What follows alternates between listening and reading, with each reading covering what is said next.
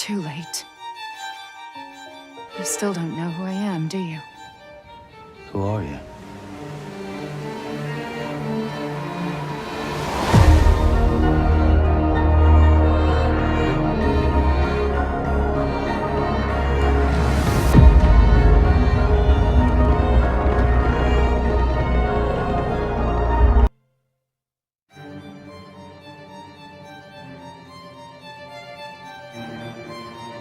Death Stranding is connected to Castlevania?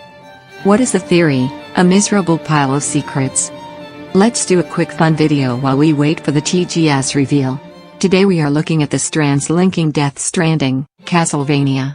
If you're unaware, Kojima Productions actually produced and Hideo Kojima helped oversee the completion of Castlevania Lords of Shadow. In this game there is a brief Metal Gear Easter egg.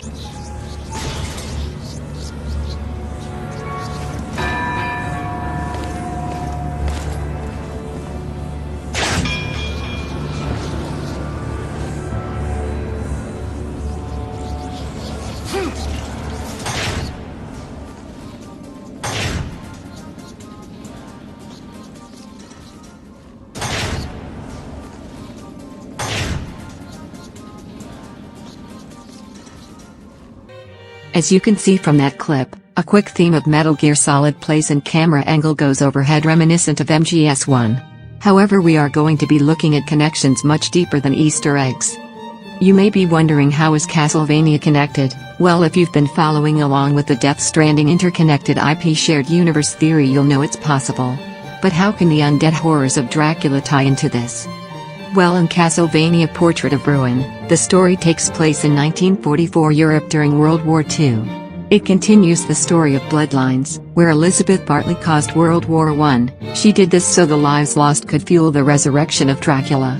Getting back to Portrait of Ruin taking place in World War II, we know how important this era is in Metal Gear Solid, and we even see this imagery in the previous Death Stranding trailer.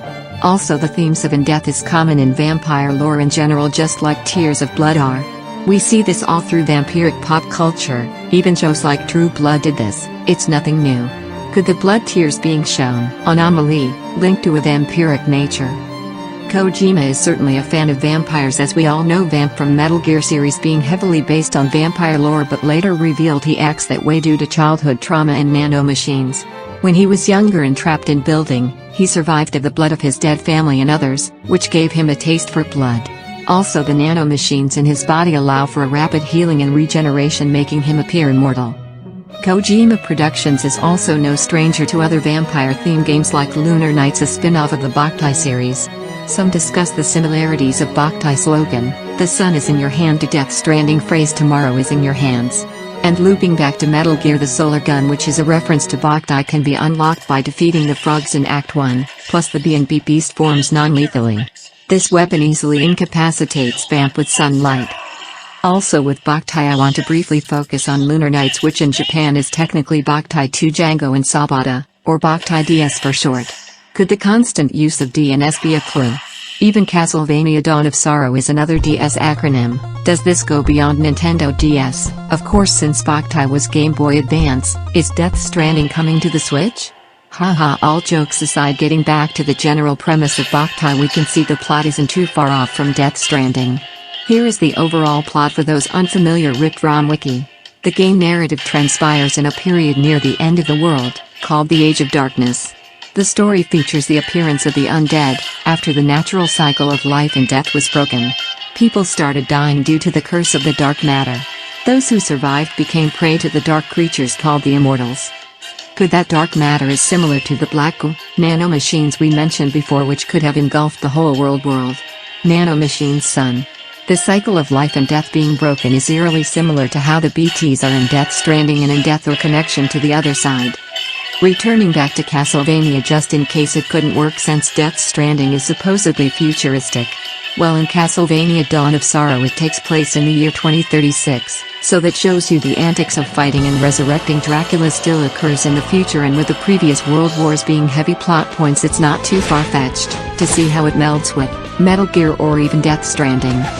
Also remember, Hideo Kojima said it was all about sticks and ropes, sticks to keep things back and ropes to bring things together, but a double hidden meaning could be there. What are the Belmonts and famous vampire hunters known for using? It's the vampire killer whip, which is a rope, and the cross or spear could be the stick. Haha, will Dracula's castle appear in Death Stranding, or are we all insane and Kojima is just reusing ideas from IPs and the past?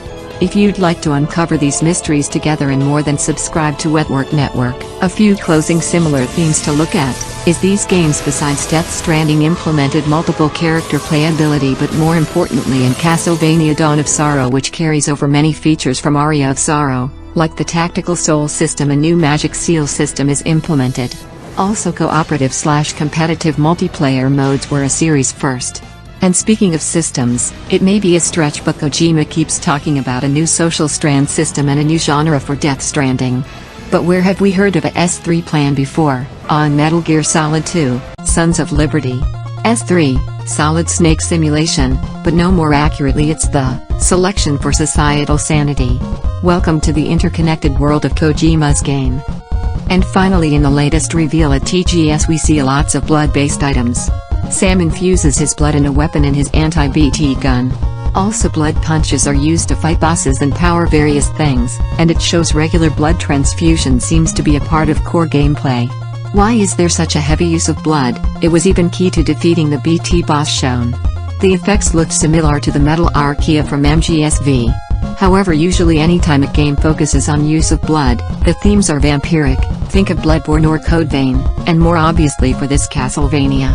Could Death Stranding be connected to Castlevania? We know Konami just announced a new Castlevania game on mobile called Grimoire of Souls, and there's been several classic Collectio NS released so far.